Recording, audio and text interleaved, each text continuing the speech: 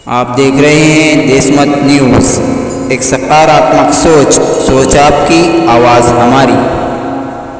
अखबार में न्यूज़ पढ़ा कि कल दयाने में किसी राजकीय पक्ष की सभा थी और हमारे तालुके के, हमारे जिले के नेता ने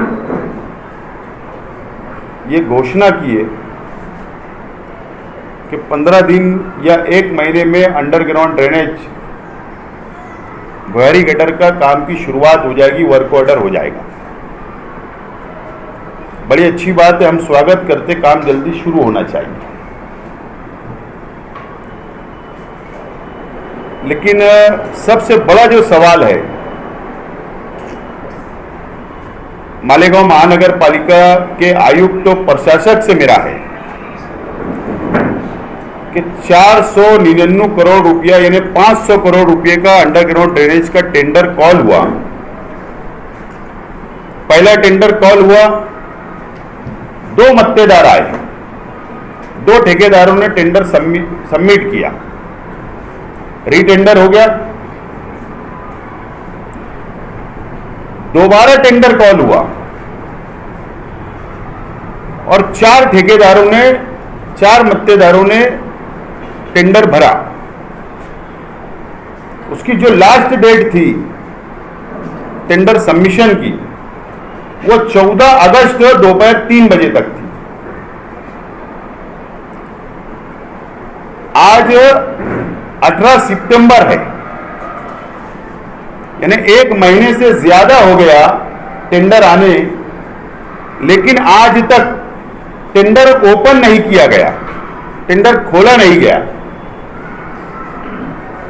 क्या वजह है, ये बड़ा सवाल है। अगस्त की डेट दी है, 14 अगस्त को लास्ट सबमिशन डेट थी। आज 18 सितंबर होने के बाद भी, 1 महीने से ज्यादा होने के बाद भी टेंडर ओपन नहीं किया गया। इसका कारण क्या है, ये बहुत बड़ा सवाल है। 14 अगस्त को टेंडर सबमिशन होता है। 22 अगस्त को एमजीपी नासिक, जो पीएमसी है इस प्रोजेक्ट की, वो मालेगांव महानगर पालिका को पत्र लिखते हैं कि हमको ये काम नहीं करना है। 22 अगस्त को पत्र लिखते हैं कि हमको ये प्रोजेक्ट से अलग होना है, हमको काम नहीं करना है। पीएमसी जो एस्टीमेट एमजीपी ने बनाया,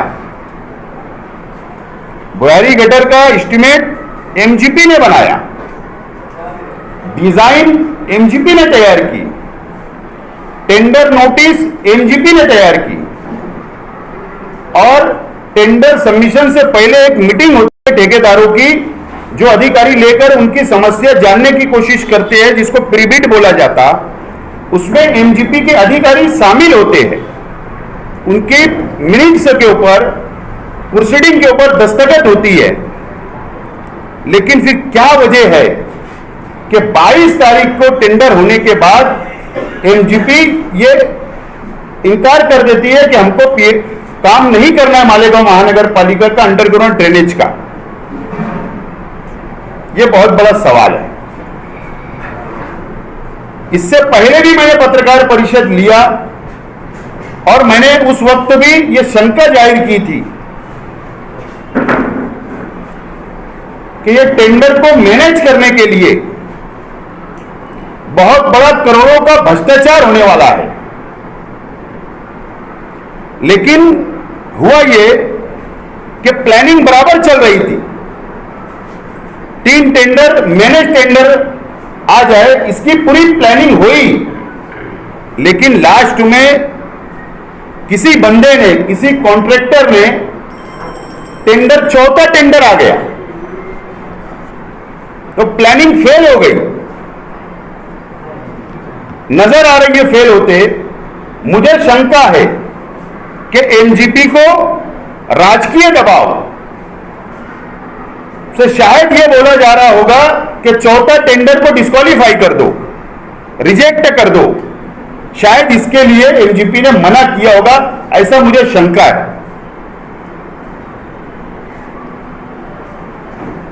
मैं आज भी बोल रहा हूं, किसी को याद होगा या नहीं, मैंने प्रेस, उसमें ईगल कंपनी ने भी टेंडर भरा है। मुझे पता नहीं उस पैकेट में क्या है, कौन सी अमाउंट है, लेकिन शंका है। और अगर ये 4 टेंडर खुलेंगे तो हमको लगेगा कि स्पर्धा हुई, कंपटीशन हुआ। अगर 3 टेंडर ओपन किए गए और एक को बाहर कर दिया गया तो ऐसा समझा जाएगा कि भ्रष्टाचार करने के लिए एक को बाहर किया गया, ऐसा मेरा मत है, ऐसा मेरा मानना है। इससे पहले भी मैंने कहा था कि 100 करोड़ रुपए का भ्रष्टाचार करने का इस टेंडर के अंदर संयंत्र रचा जा चुका है। 100 करोड़ रुपए का टेंडर अगर 30% आबो आया होगा तो 150 करोड़ का भ्रष्टाचार होगा अगर कमिश्नर ने दिया तो। अगर उसमें नेगोशिएशन किया गया और अगर 20% आबो दिया गया तो 100 करोड़ रुपया आबो जाएगा टेंडर, 100 करोड़ का भ्रष्टाचार होगा। और अगर 10% आबो दिया गया तो 50 करोड़ रुपए का भ्रष्टाचार होगा। यानी गवर्नमेंट जब एक टाइम ऑफसेट प्राइस यानी प्रशासकीय मान्यता दे देती है और आबो जो पैसा दिया, आबो जो टेंडर दिया जाता है उसका मालेगांव महानगर पालिका को अपने फंड से, जर्नल फंड से पैसा अदा करना पड़ता है। मैं सिर्फ आज इसलिए पत्रकार परिषद लिया हूं कि मालेगांव मध्य की आवाम और मालेगांव बाह्य की आवाम, हिंदू मुसलमान भाई, यहां के वोटर, यहां के नागरिक सिर्फ नजर रखे इस टेंडर पर। अगर आबो टेंडर दिया जाएगा तो करोड़ों रुपया हिंदू मुसलमान इस शहर के टैक्स पेयर शहरी के ऊपर मजीद टैक्स बढ़ेगा और करोड़ों रुपए का भ्रष्टाचार होगा। इसलिए शहर की आवाम इस टेंडर के ऊपर और पत्रकार आप लोग भी नजर रखे। इसके लिए आज की पत्रकार परिषद मैंने लिया।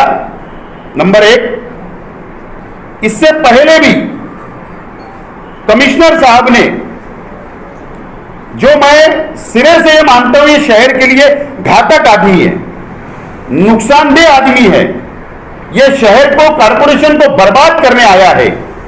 इसके 2 सबूत सिर्फ मैं आपके सामने रखूंगा। मौसम नदी के अंदर जो साइड से जो धक्का बनाया जा रहा है, वॉल कंपाउंड तैयार किया जा रहा है, 13 करोड़ रुपए का टेंडर था, 13 करोड़ रुपए का। आबो कितना देना चाहिए? आबो कितना? 1%, 2%, 5%, 10%? ये मेरे पास सबूत है। 24% आबो टेंडर दिया गया, 24% आबो, यानी 3.5 करोड़ रुपया ज़ैट ये BR भदाने धुलिया की एजेंसी को दिया गया। ये एक्स्ट्रा पैसा कारपोरेशन के जेब से जाएगा। नंबर 1, 100 करोड़ रुपए का जो बोले शहर का विकास, शहर की काया पलट हो रही है, 100 करोड़ का टेंडर भी, क्या नाम है भी, BR नहीं, वो नहीं है, ये है 100 करोड़ रुपए की SB देशमुख कंपनी जो धुलिया की है, उसको 100 करोड़ का टेंडर दिया गया। आबो 1% दो, 2% दो, 10% आबो उसको भी दिया गया। 10 करोड़ रुपया हमारा जाने वाला। ये सिर्फ मैंने 2 मिसालें आपके सामने रखा हूं और मेरे पास काफी बहुत सारे सबूत है जो तकरीबन 70% टेंडर, जब से प्रशासक राज आया 70% टेंडर आबो गए हैं। 70% कोविड के अंदर, दवा गोली के अंदर, मेडिसिन में, बांधकाम में, सब आबो टेंडर गए। ये शहर का को प्रशासक ये शहर के लिए घातक है। मैं इसके लिए बोल रहा हूं कि आपको 31 जुलाई 2018 बदनापुर नगर परिषद जो ठाणे डिस्ट्रिक्ट में आती है, वहां पर ये कमिश्नर साहब चीफ ऑफिसर थे। वहां पर इससे पहले भी मैंने कहा कि 112 करोड़ का टीडीआर घोटाला इन्होंने किया। इनके ऊपर गुना दाखिल हुआ। गुना दाखिल करने के बाद पुलिस ने महाराष्ट्र गवर्नमेंट नगर विकास डिपार्टमेंट से लेटर दिया, पूरा सबूत दिया कि हमको ये कार्रवाई आगे बढ़ाने के लिए आपका डिपार्टमेंट का अधिकारी है, इसके ऊपर गुना दाखिल है, हमको आगे कार्रवाई करने की इजाजत दो। आमतौर पर गुना दाखिल करना या उसके ऊपर कार्रवाई करने के लिए कमिश्नर हो या चीफ ऑफिसर हो, उसके लिए नगर विकास डिपार्टमेंट से परमिशन लेना पड़ता। नगर विकास डिपार्टमेंट ने 2018 में 31 जुलाई को क्या कहा, मेरे पास पत्र है। उन्होंने कहा कि आपने जो सबूत दिया इसके अंदर ये आदमी मुजरिम है, भ्रष्टाचार नजर आ रहा है और इसके लिए इसके ऊपर कार्रवाई करना चाहिए। ऐसे घाण कचरा ये शहर के अंदर ऐसा कमिश्नर को क्यों लाया गया, ये आज समझ में आ रहा है कि ये शहर को बर्बाद करने, भ्रष्टाचार करने, लूटमार करने के लिए ये कमिश्नर को यहां लाया गया है। और इसके लिए मैं शासन से विनती करता हूं, अपील करता हूं कि ये कमिश्नर को वापस बुलाए। 500 करोड़ रुपए के अंदर भ्रष्टाचार होगा, ये कमिश्नर पे, प्रशासक पे हमको विश्वास नहीं। ऐसे अधिकारी अगर बैठेगा तो भ्रष्टाचार करेगा, चाहे वो 24% आबो दे रहा है तो भ्रष्टाचार करेगा, 10% आबो दे रहा है तो भ्रष्टाचार करेगा, विश्वास नहीं। और इसे तमाम ही सबूत लेकर मैं खुद कल मुंबई जा रहा हूं और मैं एंटी करप्शन ब्यूरो, जो महाराष्ट्र एंटी करप्शन ब्यूरो के चीफ है, हेड ऑफिस जाकर मैं तकरार दाखिल करूंगा कमिश्नर के खिलाफ, प्रशासक के खिलाफ। एडी की ऑफिस में जाऊंगा, वहां पर सबूत दूंगा, दाखिल करूंगा पेपर। महाराष्ट्र गवर्नमेंट नगर विकास डिपार्टमेंट के अंदर पेपर दाखिल करूंगा और कमिश्नर को और विभागीय आयुक्त को भी एक एक कॉपी में दूंगा और मालेगांव शहर की पुलिस को इंक्वायरी होना और जितना भ्रष्टाचार किया उसके ऊपर एफआईआर होना चाहिए और इनके ऊपर केस दाखिल होना चाहिए, क्योंकि इसके पीछे भी, वो शख्स ने पीछे भी गुनाह किया है, भ्रष्टाचार किया है। मेरा स्पष्ट मत है, अगर ये शख्स इतना भ्रष्टाचार कर रहा तो हमको शंका है कि बड़े सरकारी ओहदों के ऊपर बैठे हुए राजनेताओं का आशीर्वाद है, उसके बगैर ये पॉसिबल नहीं।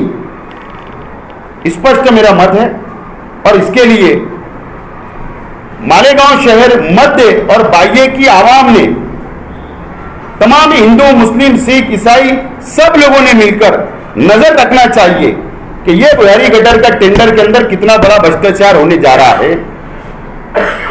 मैं मिसाल लेकर बोलना चाहता हूं कि पवार वाली का टेंडर, 5 टेंडर आए, एक डिस्क्वालीफाई हो गया, हमने धरना देना पड़ा, वो टेंडर भी आप हो गया, तो इसका मतलब उसमें भी भ्रष्टाचार होगा, ये सामने आने वाली बात है।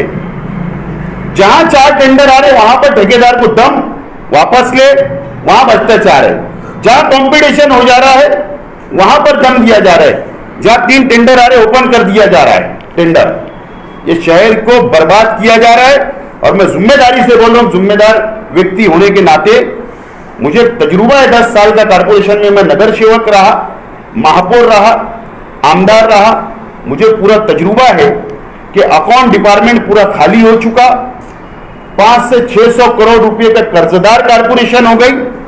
और नहीं तो मेरा चैलेंज है कि कारपोरेशन के अधिकारियों ने हमारे साथ मीडिया के सामने आमने बैठकर बहस कर लेना, हम साबित करेंगे कि इतने कर्जदार कारपोरेशन होते जा रही है, लेकिन ये अधिकारी सिर्फ भ्रष्टाचार करेंगे और बैग उठाकर ये चलते बनेंगे और भुगतना ये शहर की आवाम को पड़ेगा।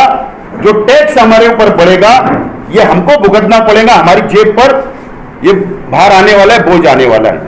तो मैं सरकार से विनती करता हूं कि ये कमिश्नर को बुलाया जाए और अच्छे ऑफिसर आईएएस को बुलाओ, उसकी निगरानी के अंदर साफ सुथरा टेंडर ओपन होना, यहां पे पद्धत बंद होना चाहिए। आबो टेंडर की पद्धत बंद होना चाहिए।